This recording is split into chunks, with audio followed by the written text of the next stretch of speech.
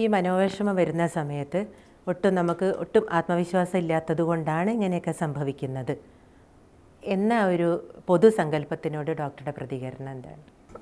അത് ഒരു സാധാരണ ജനങ്ങൾക്ക്, അതായത് മാനസിക രോഗത്തെക്കുറിച്ചോ അല്ലെങ്കിൽ മനഃശാസ്ത്രപരമായിട്ടുള്ള കാര്യങ്ങളെക്കുറിച്ചോ അറിയാത്ത അല്ലെങ്കിൽ ഒരു തെറ്റിദ്ധാരണ പുലർത്തുന്ന ഒരു ജനവിഭാഗങ്ങൾക്കുള്ളൊരു ഇതാണ്. അത് ആത്മവിശ്വാസം ഇല്ലാത്ത ആളുകൾക്ക് അല്ലെങ്കിൽ മനസ്സിന് ധൈര്യമില്ലാത്ത ആളുകൾക്കാണ് മാനസിക രോഗം വരുന്നത് എന്നുള്ളത്.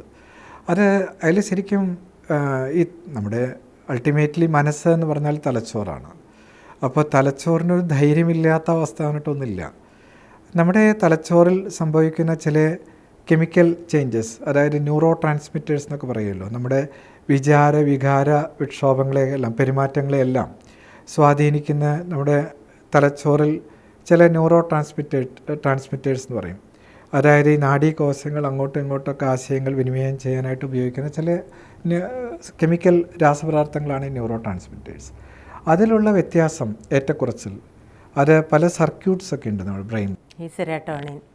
ഈ serotonin circuits, dopamine circuits, norepinephrine circuits, glutamate circuits. ഇത് നമ്മുടെ തലച്ചോറ് സോഫ്റ്റ്വെയർ ആണല്ലോ. അപ്പോൾ ഈ ഹാർഡ്വെയർ എന്ന് പറയുന്ന കമ്പ്യൂട്ടറിൽ വരുന്ന സോഫ്റ്റ്വെയറിൽ വരുന്ന മിസ്റ്റേക്സാണ് ഇതെല്ലാം ഉണ്ടാക്കുന്നത്. ചുരുക്കി പറഞ്ഞാൽ അങ്ങനെ മനസ്സിന് നല്ല ധൈര്യമുള്ള ആൾക്ക് ഡിപ്രഷൻ വരാം, ഭയങ്കര കോൺഫിഡൻസ് ഉള്ള ആൾക്ക് ചിലപ്പം മറ്റ് അസുഖങ്ങൾ വരാം. അതുകൊണ്ട് മനസ്സിന് ധൈര്യം കുറവല്ല ഒരിക്കലും മാനസിക രോഗങ്ങൾക്കുള്ള ഒരു കാരണം. ഈ തലച്ചോറിൽ സംഭവിക്കുന്ന ചില ഈ ഇത്തരത്തിലെ ന്യൂറോ ട്രാൻസ്മിറ്റേഴ്സിൻ്റെ ഒരു ഇംബാലൻസ്, അത് ആർക്കും എപ്പം ഏത് സമയത്തും വേണമെങ്കിൽ സംഭവിക്കാം.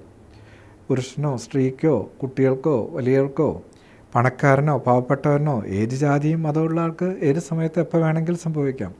അപ്പം അതുകൊണ്ട് ആ മനസ്സിന് ധൈര്യക്കുറവാണ് മാനസിക രോഗത്തിനുള്ള കാരണം എന്നുള്ളത് തികച്ചും ഒരു തെറ്റായിട്ടുള്ള ധാരണയാണ്.